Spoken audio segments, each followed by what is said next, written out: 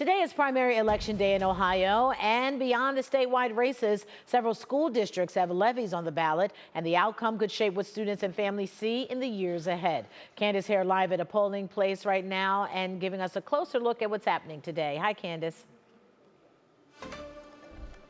Hi, Danita. Good morning. Well, the polls are open. That's the good news. And that includes here at St. Mel Church on the west side of Cleveland, where voters are able to come out and cast their ballots. But you mentioned those school levies. That's something that's going to be on the mind of many voters across the area where those levies are on the ballot, because whether or not they pass in many areas, it could have a big impact on those districts and what resources they're able to provide. So I want to take you through three of the districts that we're keeping an eye on today.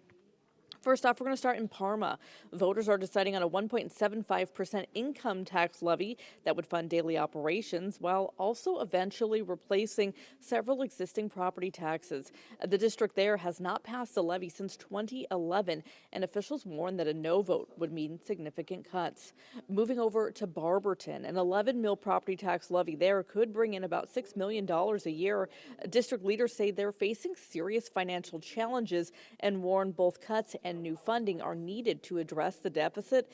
You might recall the state actually placed that district in fiscal caution earlier this year. And over in Lorain, an 11 mil levy would generate more than $10 million annually to stabilize finances and restore student programs. Lorain City Schools, they have not passed a new money levy since 1992, and district leaders say that if this levy fails, more cuts are coming.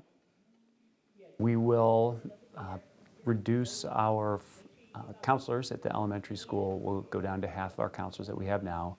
We'll reduce a couple more of our social workers, so we would just have one social worker, and our preschool would stay half-time, and then or would just be half-time as opposed to full-time. So again, the polls are open throughout the entire state of Ohio, and they will remain open until 7:30 p.m. And as long as you're in line before 7:30, you will be able to vote.